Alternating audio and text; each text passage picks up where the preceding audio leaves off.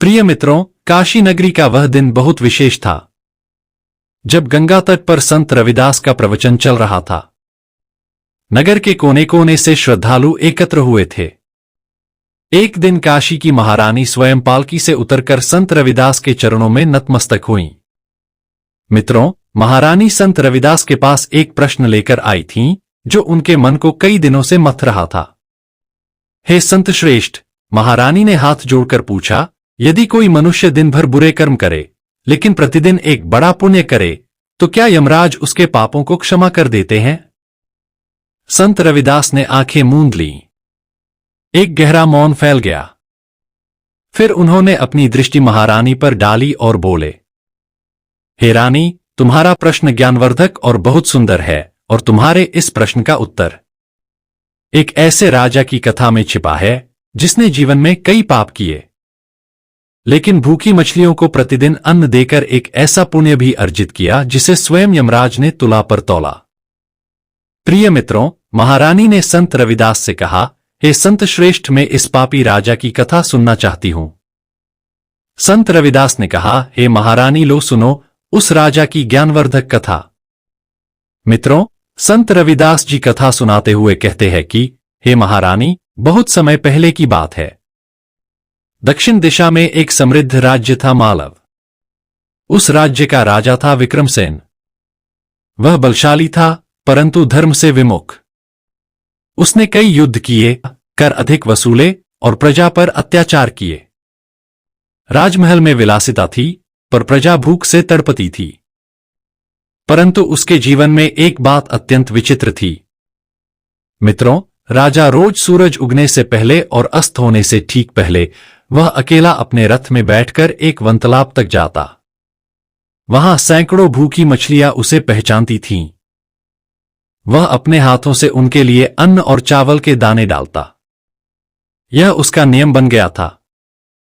किसी को नहीं पता था कि यह कार्य वह क्यों करता है। राजा विक्रमसेन ने कभी इसका उत्तर किसी को नहीं दिया। बस मुस्कुरा देता और कहता, ये मूक प्राणी भूख से मेरी ओर ताकते हैं। शायद इनके बीच मेरी आत्मा ने कोई प्रायश्चित खोजा है। वर्षों ऐसे ही बीत गए।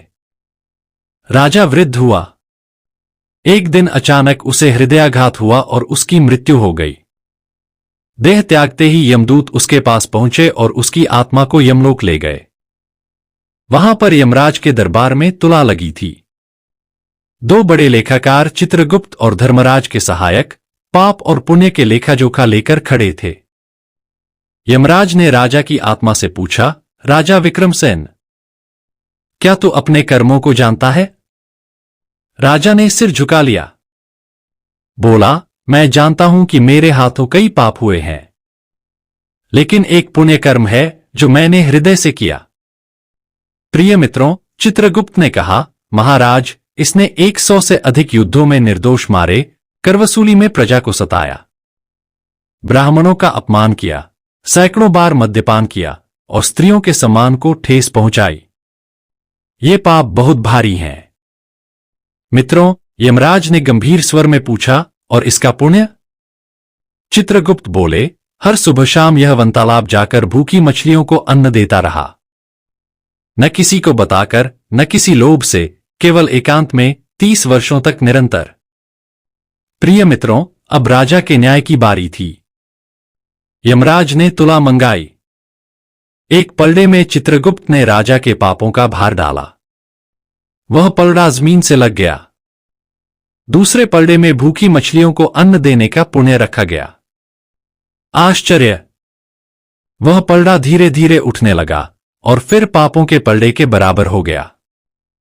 सभा चौंक उठी। चित्रगुप्त को विश्वास नहीं हुआ। यमराज मुस्कराए। राजा बोला, हे यमराज, मैंने तो बस भूखी मछलियों के मौन को सुना था। उनके लिए अन्न ले जाता था। कुछ पाने की इच्छा कभी नहीं रही। यमराज बोले, हे राजन, तुझे पता नहीं वह कार्य कितना महान था। वह निस्वार्थ सेवा थी, प्राणियों के प्रति करुणा थी। मनुष्य जब मौन प्राणियों की पीड़ा सुनता है तो वह देवताओं से भी ऊपर उठता है। मित्रों, उसी क्षण यमलोक में एक अद्भुत दृश्य घटा। तालाब की वे सभी मछलियां जो राजा के द्वारा वर्षों तक भोजन पाती रहीं, आत्माओं के रूप में प्रकट हुईं। वे कहने लगीं, हे यमराज, यह राजा हमारा पालन करता था। जब हम भूखी होती थीं, यह बिना शब्द बोले आता था और हमें अन्न देता था। इसे दंड मत दो, हम सब आपसे दया की भीख मांगते हैं, यह हमारे लिए पिता समान है। पूरी यमसभा मौन हो गई। यमराज ने कहा, हे चित्रगुप्त, यह राजा शरीर से पापी था, पर इसकी आत्मा की एक करुणा ने इसे त्रिलोक के न्याय से मुक्त कर दिया। प्रिय मित्रों, यमराज ने निर्णय सुनाया, हे राजा विक्रमसेन, तेरे पापों को नकारा नहीं गया है। तू पुनर्जन्म पाएगा, एक सामान्य किसान के घर।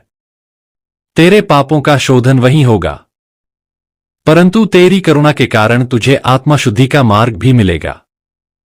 तेरी सेवा के कारण अगले जीवन में तुझे बुद्धि और विवेक का वरदान प्राप्त होगा। तू संत बनकर जन्म लेगा और जीवन में पश्चाताप के माध्यम से सच्चा मोक्ष प्राप्त करेगा। मित्रों, इतना कहकर संत रविदास चुप हो गए। महारानी की आंखों में अश्रु थे। हे संत, इसका क्या अर्थ हुआ? महारानी ने पूछा। संत रविदास बोले, हे रानी, यह संसार न्याय पर टिका है। पाप और पुण्य का लेखा जोखा बड़ी सूक्ष्मता से होता है। कोई भी पुण्य छोटा नहीं होता और कोई भी पाप क्षम्य नहीं जब तक मन परिवर्तन न हो। परंतु यदि कोई मनुष्य एक भी कार्य निस्वार्थ, करुणा और सेवा भाव से करता है, तो वह उसकी आत्मा को उन्नत करता है। संत रविदास जब राजा विक्रमसेन की कथा सुना चुके, तो काशी की महारानी कुछ देर मौन रहीं। उनके हृदय में एक गहरी जिज्ञासा जन्म ले चुकी थी। उन्होंने संत के चरणों में सिर झुकाया और धीमे स्वर में पूछा, हे संत श्रेष्ठ, आपने बताया कि यमराज ने राजा को अगले जन्म में एक किसान बनाकर भेजा, जिससे वह अपने पापों का शोधन कर सके। पर क्या वह शोधन वास्तव में हुआ? क्या उसके पापों का भार हल्का हुआ? क्या उसकी आत्मा ने मोक्ष पाया? प्रिय मित्रों, संत रविदास मुस्कराए। उन्होंने दोनों हाथ आकाश की ओर उठाए और बोले, हे रानी सुनो, राजा विक्रमसेन ने जब किसान रूप में जन्म लिया, तब उसका नाम रखा गया विराज। वह जन्म से ही अत्यंत विनम्र, सहनशील और करुणामय था। परंतु उसका जीवन कठिनाइयों से भरा था, जैसे उसकी आत्मा पूर्व जन्म के पापों के शोधन की राह पर थी। वह बाल्यावस्था से ही दुख भोगता रहा, कभी भूख, कभी अपमान, कभी अपनों की उपेक्षा। जिस राजा ने पहले विलास में जीवन बिताया, वही अब दूसरों के खेतों में काम करता। उसके हाथों में जो पहले तलवार थी, अब हल था। जो पहले हुक्म देता था, अब आदेश मानता था। हे रानी, संत बोले, शोधन केवल दुख से नहीं होता, बल्कि मन की स्थिति से होता है। और विराज ने कभी किसी पर क्रोध नहीं किया, किसी को दोष नहीं दिया। उसने अपना भाग्य स्वीकार किया और कर्म को ही धर्म मान लिया। वह हर कष्ट को मुस्कुराकर सहता गया और यही उसका मौन प्रायश्चित था। प्रिय मित्रों, कालांतर में वह युवक केवल खेत में ही नहीं, बल्कि लोगों के मन में भी बीज बोने लगा। जो उससे मिलता, उसे शांति मिलती। वह अनपढ़ था, पर उसकी बातें गीता से भी शुद्ध होती। लोग उसे गुरु विराज कहने लगे। उसने गांव में कुएं खुदवाए, अनाथ बच्चों को सहारा दिया, बूढ़ों की सेवा की और किसी से कुछ नहीं मांगा। यह वही आत्मा थी जिसने कभी निर्दोषों को मारा था, अब वह आत्मा दूसरों की रक्षा कर रही थी। प्रिय मित्रों, संत रविदास अब शांत हो गए। उन्होंने महारानी की ओर देखा और बोले, तो हे रानी, तुम्हारा प्रश्न था, क्या शोधन हुआ? हाँ, पूर्ण रूप से हुआ। विराज का जीवन स्वयं एक अग्निकुंड था जिसमें विक्रमसेन के पाप जलकर राख हो गए। और जब उसकी मृत्यु हुई, तब यमदूत नहीं आए, बल्कि दिव्य गंधर्व आए और आत्मा को मुक्तलोक में ले गए।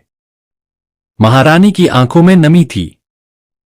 हे संत, आज मैं जान गई कि एक सच्चा पश्चाताप और सेवा का जीवन कैसे आत्मा को शुद्ध करता है।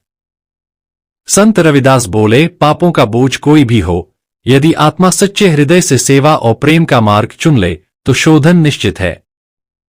धर्म का न्याय सटीक और करुणामय दोनों होता है। प्रिय मित्रों, अगर वीडियो पसंद आई हो तो कमेंट बॉक्स में संत रविदास जी जरूर लिखना। धन्यवाद।